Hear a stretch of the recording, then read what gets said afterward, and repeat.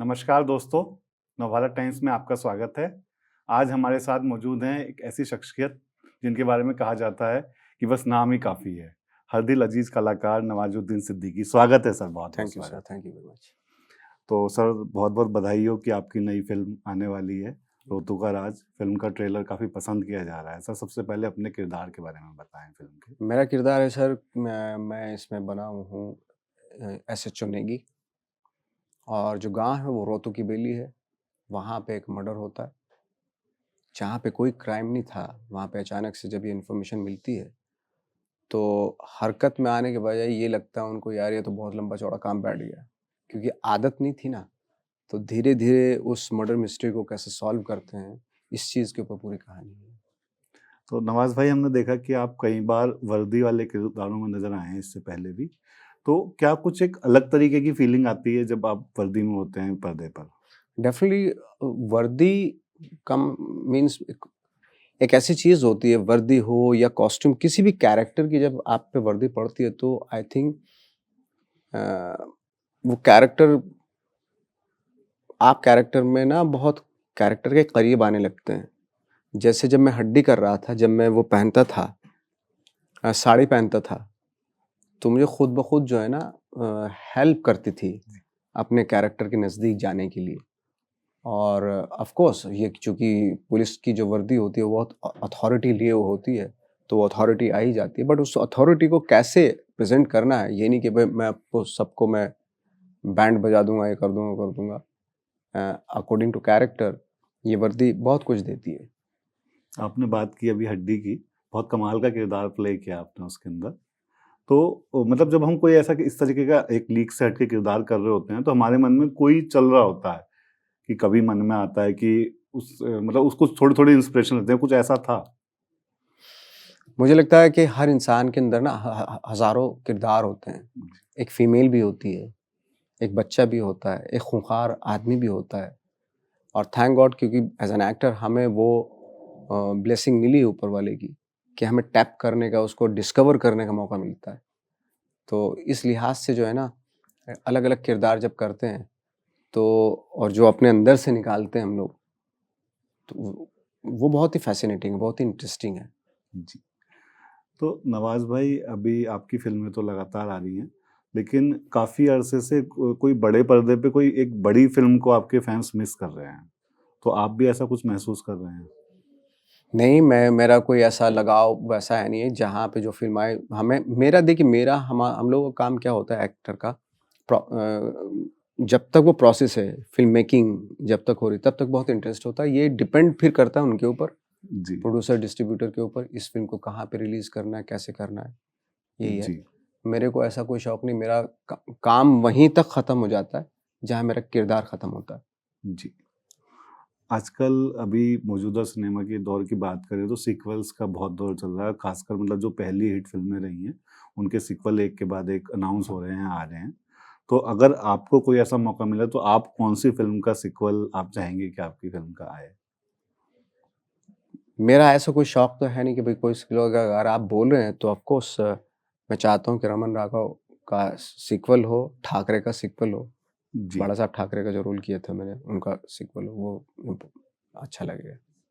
अभी मैं पीछे अनुराग कश्यप साहब से मिला था, तो उनसे भी मुलाकात में मैंने इस तरह से पूछा तो गैंग्स ऑफ वासेपुर को लेके बात आई थी, तो उन्होंने आपका जिक्र भी किया कि नवाज भाई भी बता पाएंगे इस बारे में। तो सर उस नहीं बारे नहीं, में। मैं तो नहीं चाहता कि अब बने गैंग्स ऑफ वासेपुर, और अनुराग खुद नहीं चाहेंगे, या मोटवानी, विक्रम मोटवानी, वो खुद दोनों खुद नहीं चाहेंगे। वो इतने क्रिएटिव लोग हैं कि उनको एक बार करके ना दूसरी चीज़ों को डिस्कवर करने में ज़्यादा मज़ा आता है। जी और क्रिएटिव लोगों का यही यही वो होता है।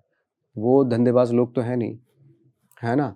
तो इसलिए वो निकल जाते हैं, दूसरी दूसरी चीज़ डिस्कवर करने की तलाश में निकल जाते हैं। वही होना भी चाहिए आई थिंक। ये जी। नहीं कि तो फिर प्रोजेक्ट हो जाते हैं ना भाई, एक चीज़ हिट हो गई तो आप फिर उसका थर्ड सीज़न बनाओ, फिर फोर्थ सीज़न बनाओ। इसलिए सेक्रेड गेम्स भी अगर आप देखें तो 2 ही जी। सीज़न है और उसमें कंप्लीट भी हो जाता है वो नॉवल। उसके बाद उन्होंने कभी कोशिश ही नहीं की, ना करना चाहा कि उसका थर्ड जी। सीज़न बने। मतलब आप खुद भी इस तरह की चीज़ों से इत्तेफ़ाक मैं रखते खुद भी हैं? इत्तेफ़ाक नहीं रखता हूँ, फ्रैंकली स्पीकिंग। जी, जी, जी, जी। हाँ, मतलब अभी हम ऐसा देख रहे हैं कि जो कई बार ज़बरदस्ती भी सीक्वल अनाउंस हो जाते हैं, फिर वो उतना अच्छा नहीं कर पाते। कर पाते हैं, नहीं कर पाते हैं, वो तो मुझे नहीं मालूम, वो तो डिपेंड करता है उस प्रोजेक्ट पे।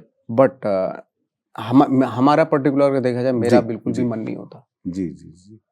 तो नवाज़ भाई, आप तो इतने लंबे समय से एक्टिंग के फ़ील्ड में हैं, काफ़ी लंबा अनुभव है।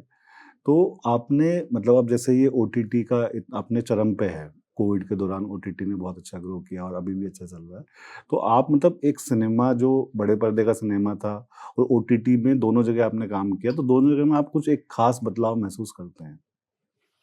मैंने ओटीटी पे तो ज़्यादा काम नहीं किया, एक ही सीरीज़ की थी जी। मैंने, सीक्रेट गेम्स, जी, जी, जी। उसके बाद तो मैंने कोई नहीं की। ऑफ कोर्स डेफिनेटली अच्छा तो लगता है, बड़े स्क्रीन पे ही अच्छा लगता है।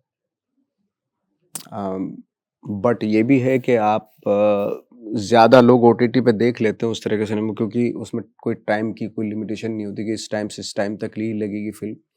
आप कभी भी घर में बैठ के आपका मन जो कर रहा है, जिस तरह के जॉनर की फिल्म देखने का मन कर रहा है, वो अवेलेबल होता है ओटीटी पे, आप देख सकते हैं, एंजॉय कर सकते हैं उसको। इस मामले में जी। दोनों की अपनी कुछ खासियत तो हैं। जी, जी, जी। हाँ। आपने बात की बड़ी स्क्रीन की बड़ी स्क्रीन अच्छी लगती है, लेकिन आजकल अभी खासकर इस समय के बड़े पर्दे की बात करें, तो सिनेमा पे फ़िल्में कोई बहुत अच्छा प्रदर्शन नहीं कर पा रही हैं। तो आप इसकी क्या वजह मानते हैं? मुझे तो सर पता नहीं कि क्यों नहीं कर पा रही हैं। क्योंकि मैं तो ज़्यादातर फ़िल्में देखता नहीं हूँ। मुश्किल से मैं 3-4 साल में एक कोई फ़िल्म देखता हूँ, सिनेमा हॉल में जाके। आखिरी पिक्चर कौन-सी देखी थी आपने? मैंने the perfect days. Perfectly okay. हाँ। तो नवाज़ भाई, आप आज दिल्ली में हैं। दिल्ली में आपने काफ़ी समय बिताया। तो जब आप दिल्ली आते हैं तो क्या चीज़ ज़हन में सबसे पहले आपके आती है?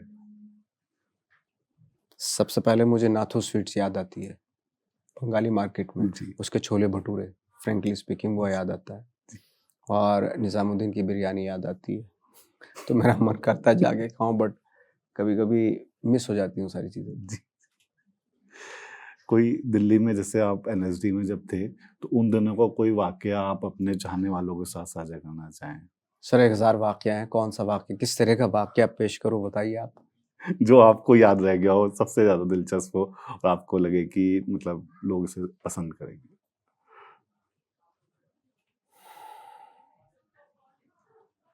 मेरा एक वाक़या बड़ा वो था, वो मैंने फ़िल्मों में कर ही लिया, गैंग्स ऑफ वासेपुर में, जी, जब हुमा के साथ। जी। मैं दिल्ली में ही था, तो मैंने किसी को बोला, एक महिला मित्र थी हमारी, उनको बोले चलो ज़रा पार्क चलते हैं। चित्तरंजन पार्क चले गए, वहाँ पे बैठे हुए थे, तो मैंने इधर-उधर देखा, कोई आ तो नहीं रहा, अचानक से उसके हाथ पे हाथ रख दिया। तो उसने हाथ छिड़का, "क्या ये क्या कर रहा है?" तो मेरा मन कर रहा था हाथ रखने का तुम्हारे हाथ पे। तो उसने बोला कि यार ये तो इल्लीगल है। अब जैसे उसने इल्लीगल कहा, मुझे मेरठ की पुलिस और बुढ़ाने की पुलिस याद आ गई कि मेरी पिटाई हो रही है। मैं डर गया एकदम, और मैंने माफ़ी माँगनी शुरू कर दी, आई एम सॉरी, और रोने भी लगा मैं, आई एम सॉरी, मेरे से गलती हो गई। तो फिर उसने मुझे समझाया कि तू मैच्योर है, तो कुछ भी चीज़ चाहिए पूछो, परमिशन लेनी चाहिए। ये थोड़ा ना कि आप किसी के घर जा रहे हैं, नॉक करके जाते हैं ना, ये थोड़ा ना धर-धर-धर घुस गए उसके घर में, किसी के भी घर में। तो वो वाक़या मुझे बहुत याद आता है दिल्ली का, एक्चुअली जब भी मैं आता हूँ। आपको खुद ही मतलब याद आता होगा कि ये इल्लीगल है तो उसको नवाज़ भाई, आपने फ़िल्मों में इतना नाम कमाया, कभी ऐसा ख़्याल भी मन में आता है कि अगर आप एक्टिंग के फ़ील्ड में ना होते तो क्या कर रहे होते? फिर मैं मॉन्क होता, क्योंकि मैंने थिएटर में आने से पहले धर्मशाला चला गया था मैं, अच्छा। तो 15 डेज़ तक वहाँ रहा था, मॉन्क बनने की तलाश में था मैं। नहीं बात बनी तो मैं वापस आ गया फिर। तो यही होता है शायद, मेरे दिमाग में बहुत सारे विज़ुअल आते थे कि मैं मॉन्क बन गया हूँ, इस तरह की चीज़ें आती थी। मेरा शौक था, मेरा मन था कि एक वक़्त पे मैं जाऊँ वहाँ पे और अच्छा, हमेशा के लिए वहीं रहूँ। क्या तो आपको हँसी आ रही है सर? नहीं, नहीं, बट ये ये एक सच एक है। एक दिलचस्प मतलब एक आपने अपने पर्सनैलिटी एक नई चीज़ मतलब हाँ, ऐड की। ये शायद किसी को मैंने कभी बोला नहीं, बट जी। फैक्ट है ये बात। जी, जी, जी, जी, जी। तो नवाज़ भाई, फिर जो आप एक्टिंग में आप बता रहे हैं कि वहाँ पे बात नहीं बन पाई और फिर आप एक्टिंग की तरफ आए। तो वो क्या वजह रही कि मतलब आप एक्टिंग की तरफ, और मतलब या पहले से भी आपने एक्टिंग की तरफ आने का जो मन बनाया, वो क्या फैक्टर था? क्योंकि आप तो मुजफ्फरनगर के रहने वाले, बुढ़ाना के रहने वाले, वहाँ से तो लोग एक्टिंग में बहुत कम हैं। हाँ, बहुत कम है। होता ही मतलब नहीं है ही नहीं, है ही है ही नहीं, माहौल ही हाँ, नहीं है है। ही नहीं, हाँ, आप ही हाँ। हैं।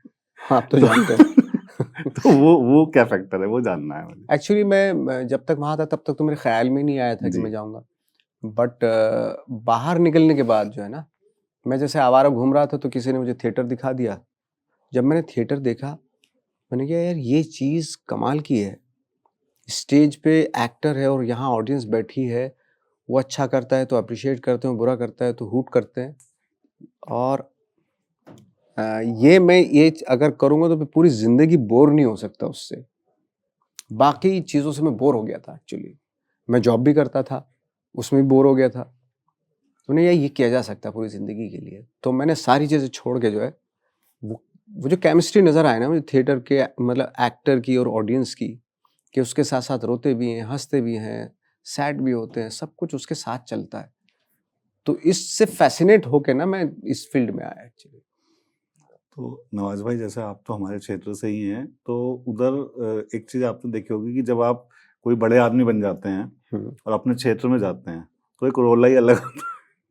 तो उस रोना ही वाली लगता है। फीलिंग के बारे में बताएँ अरे मुझे। सर कमाल की फ़ीलिंग है। मैं तो जब भी जाता हूँ, तो पूरे मतलब अधिकार के साथ मेरा ऐसे पकड़ते हैं मुझे, इधर आ, चल भाई 10-15 फ़ोटो खींच। और जैसे खिंच जाते हैं तो धक्का दे देते हैं, हो गया, निकल जाते हैं, देखते भी नहीं फिर। तो ये हमारे क्षेत्र में ही हो सकता है। जी। तो इस तरह की बड़ी बड़ी कई बार इंसिडेंट हुए मेरे साथ जी, ऐसे जी, जी, वहाँ जी, पे। जी, जी। तो जैसे आपने बताया दिल्ली में आके सबसे पहले आपको नाथू स्वीट्स और निजामुद्दीन की बिरयानी याद आती है। जब आप अपने गाँव जाते हैं तो सबसे पहले क्या याद आता है? मुझे मेरे गाँव है तो मैं ऑफ कोर्स बचपन याद आता है। आप चले जाते हैं अपने बचपन में और बहुत अच्छा फ़ील होता है, हल्का फ़ील होता है। ऐसा लगता है कि जैसे कुछ भी नहीं बिगड़ा, सब कुछ तो अच्छा है, वहीं तो हूँ मैं भी। तो ऐसा फ़ील होता है, कुछ तो अलग फ़ील होता है। क्योंकि आप उन कोनों से वाकिफ़ होते हैं, उन सड़कों से, उन जी। गलियों से, है ना? उन लोगों से वाकिफ़ होते हैं जो आपके साथ, जिनको आपने बचपन से देखा होता है। जब यार दोस्तों से मिलते हैं, वो बूढ़े हो चुके होते हैं या कुछ जो बूढ़े जब उस वक़्त पे जवान थे, अब बूढ़े हो चुके हैं, है ना? तो बहुत सारी चीज़ें होती हैं अट्रैक्ट करने के लिए, एंगेज होने के लिए, काफ़ी कुछ मसाला होता है गाँव में। जी। तो नवाज़ भाई, आने वाले दिनों में हम आपको और किन प्रोजेक्ट्स में देख पाएँगे? किस तरह की फ़िल्मों में देख पाएँगे? कुछ उसके बारे में आप बताना चाहें? हाँ, मेरी कुछ फ़िल्में हैं जैसे कोस्ताव है, वो वो आई थिंक 3 दिन पहले ही उसकी शूटिंग खत्म हुई। जी। वो एक बहुत खूबसूरत फ़िल्म है। एक है सेक्शन 108 जो इंश्योरेंस फ्रॉड के ऊपर है। एक मैंने खुद ने प्रोड्यूस की है फ़िल्म, वो है I am not an actor, ये टाइटल है उसका। तो होपफुली जल्दी से ये फ़िल्में आएँगी और आपको मालूम ज़रूर पड़ेगा। आपने बहुत ऐसे किरदार किए जो लोगों को मतलब हमेशा उनके ज़हन में ज़िंदा रहते हैं, याद रहते हैं, जहाँ कहीं बैठते हैं उनकी बातें होती हैं। लेकिन फिर भी एक एक्टर के मन में बहुत सारी चीज़ें ऐसी होती हैं कि जिन्हें वो अभी करने से बाकी रह गई, हाँ, मन में चलता रहता है कहीं साइड बहुत, में। बहुत सारी चीज़ें हैं, अब तो और ज़्यादा होने लगा मेरे दिमाग में कि बहुत सारे किरदार हैं जो मुझे कर पाऊँगा या नहीं कर पाऊँगा मैं इस ज़िंदगी में। बट हैं बहुत सारे किरदार हैं जो करना चाहता हूँ, अलग-अलग तरह के। किसी का आप ज़िक्र करना चाहें? ओशो, ओशो का किरदार निभाना चाहते हैं। बहुत-बहुत शुक्रिया नवाज़ भाई हमसे बात थैंक यू वेरी करने के मच। लिए, और आपको ईद मुबारक। आपको भी बहुत-बहुत मुबारक। धन्यवाद। शुक्रिया।